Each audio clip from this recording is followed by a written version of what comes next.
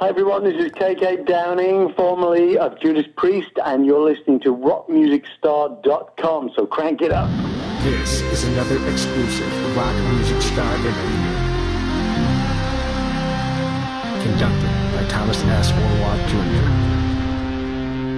Hello, this is Thomas from rockmusicstar.com. Today we have a special guest, the legendary KK Downing, formerly from Judas Priest.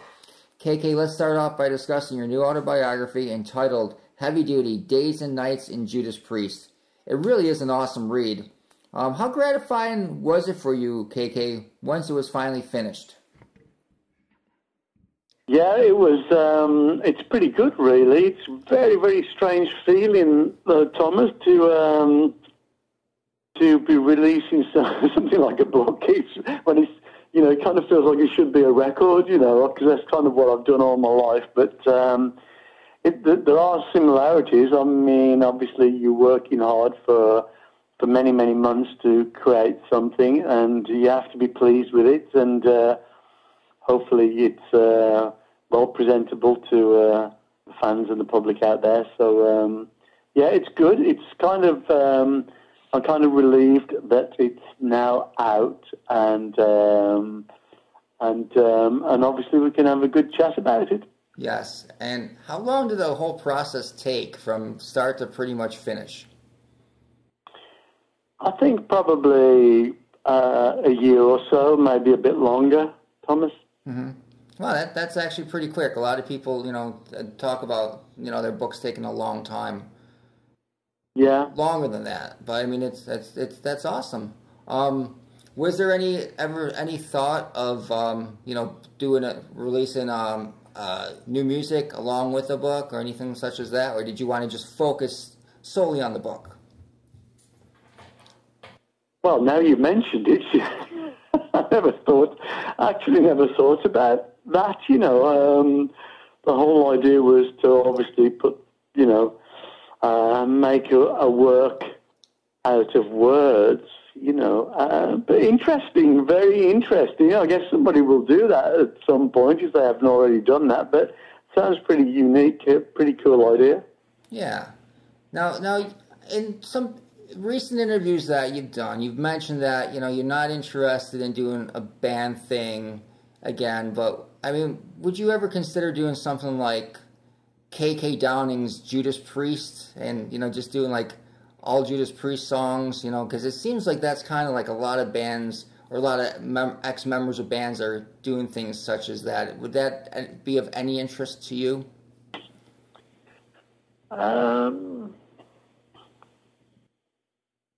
It's a bit weird, really, because obviously being so instrumental in the creation of obviously Judas Priest since like the 60s, the late 60s, you know, it's all been my life, you know, and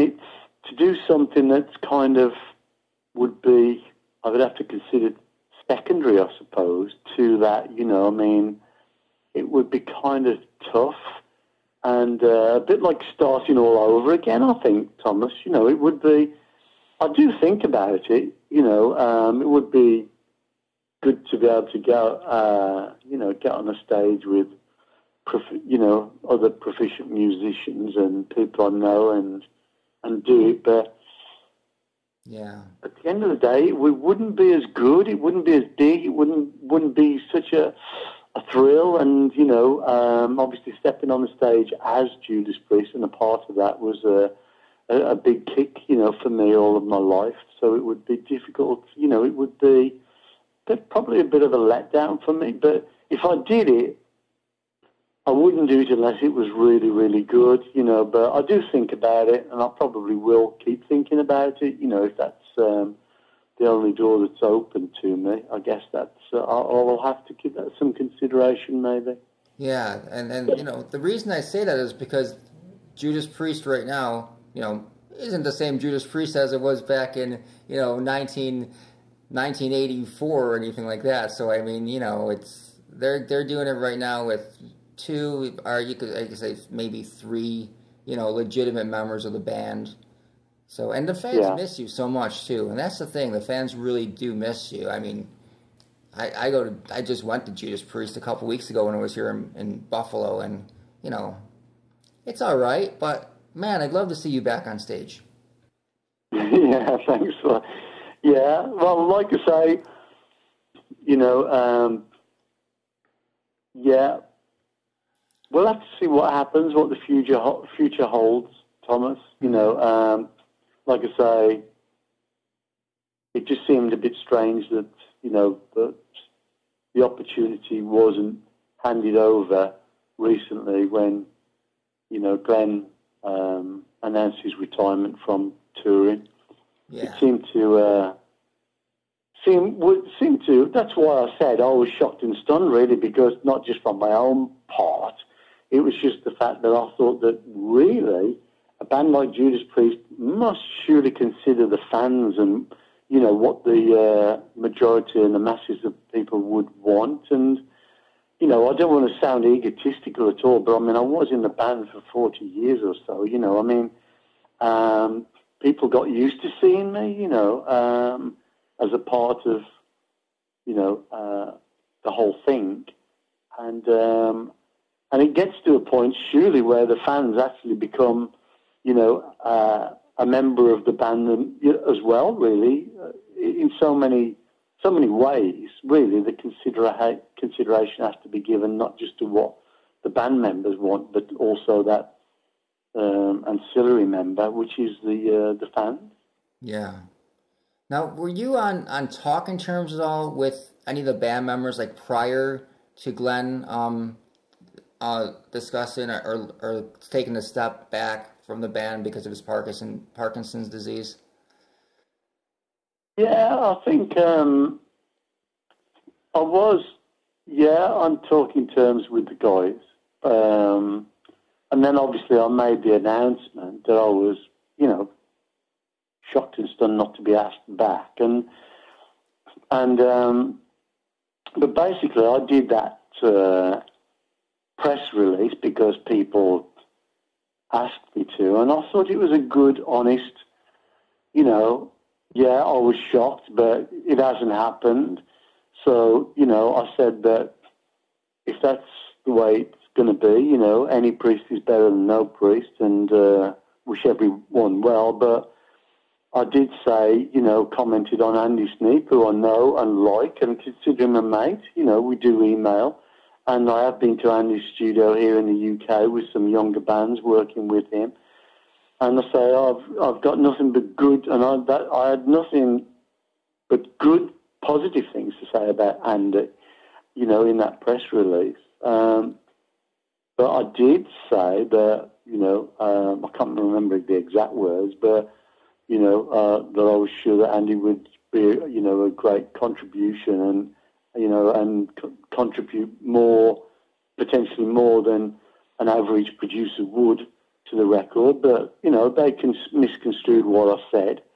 And they said that I was insinuating that Glenn didn't play on the record. Well, how the hell do I know? I wasn't there. Right. I mean, I don't know. And to be honest, you know, I didn't really care. You know, because I was a bit miffed about not having the opportunity to rejoin the band. I didn't really care who played what.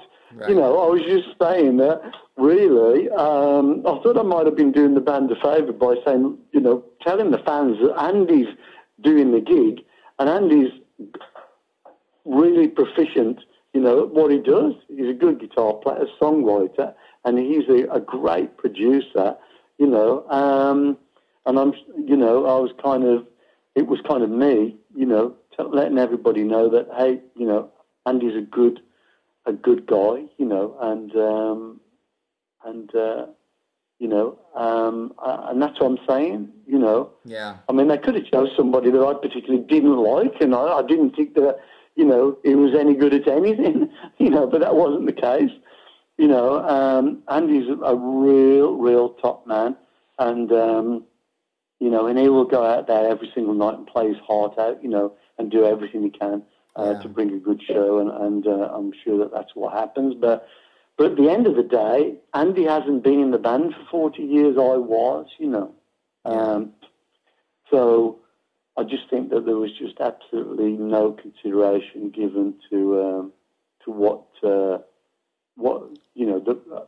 what people might have wanted and expected. Yeah. I mean, for example, if they'd have put a poll on the internet and said, "Hey guys, Glenn unfortunately can't continue. What do you think we should do?" I just wonder what the poll would have said. You know what the poll would say. They would want you back. Sorry? You know what the poll would say. Everybody would want you back in a heartbeat. No questions asked. Yeah. Yeah. One of the things in your book you mentioned about the last tour you did with Judas Priest and Glenn's playing, you kind of felt he was maybe sloppy perhaps.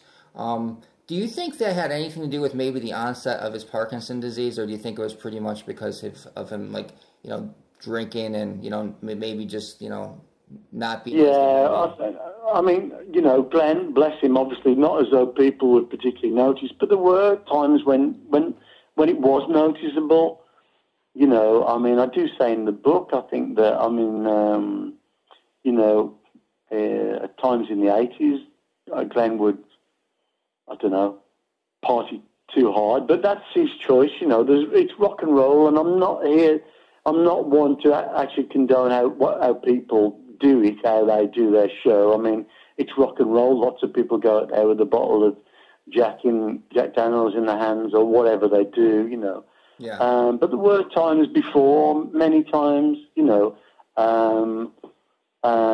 it made us all feel nervous, but Glenn was just the rock and roll, more of a rock and roll party guy, where the rest of us were call me, for example, I would get nervous about my, performance ability. I would want to play perfectly every single night, and that was me, that was how I do it, so obviously, later on, Glenn took to beers, and that's harmless enough, but after a point, it starts to, affect the show a little bit, and I was getting nervous. The other guys were nervous. When Whipper was in the band, he was nervous. Oh, wow. It's no different, Thomas. I mean, if you're in a car with a couple of mates, and the driver's the only one that's been drinking, and he's still having a few swigs in the car, do you prefer it not to be happening if he's got your life in his hands? Well, if someone's got the gig in their hands, that's kind of how I felt. I felt a bit, insecure, that's all. Yeah. And it just wasn't for me. That was the main thing, and it just didn't help me enjoy the shows. If I'm nervous, it doesn't help me enjoy the show. But I want to listen to the music being absolutely precision, everybody locked into those kick drums and snare, and that's how I liked it. And if it wasn't 100%, it's my choice. If it's not 100%, I'm not enjoying it. If I feel a bit, everybody makes mistakes, and everybody can be a bit sloppy at times if they're a bit tired and not feeling great, Thomas. But if it's self-induced, then that's not right. Is what I think. It's a little bit selfish and inconsiderate, and and I will say that now, but it's not to say that rock and roll's not rock and roll. It's a difficult one for me, but that, with a lot of other things that were going on, Thomas, tipped me over the edge.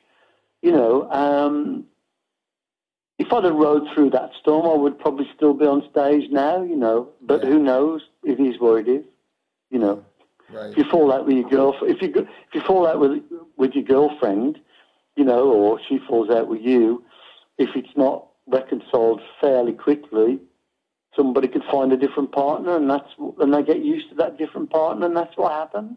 Mm-hmm. Yeah. So sad, really, in a way, but it's. I was the one guy I felt, I thought that I'd never done a solo career, never wanted to have my own website, never wanted to sell my own merchandise, on the back of Priest. I was totally dedicated. Yeah.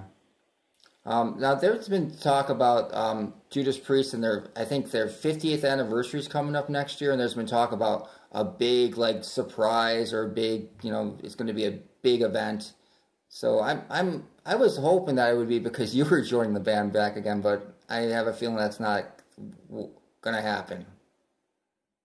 I've no idea what they mean by a big event. I don't know, but it's going to be 2019, right? Yeah. 50 years exactly from 1969, right? Mm-hmm. Yeah. But in 1969, I was in the band, and Ian was in the band. I think Rob and Glenn joined in the early 70s. Yeah. So really, for it to be justified, then it can't be a 50-year celebration, can it? I suppose it could be a 50-year celebration that the band was, obviously started from when me and Ian was there. But I don't know. It's a bit weird. I don't know. I think it's probably something. It's a good song to sing, in order to get people, bums on seats, maybe. But, I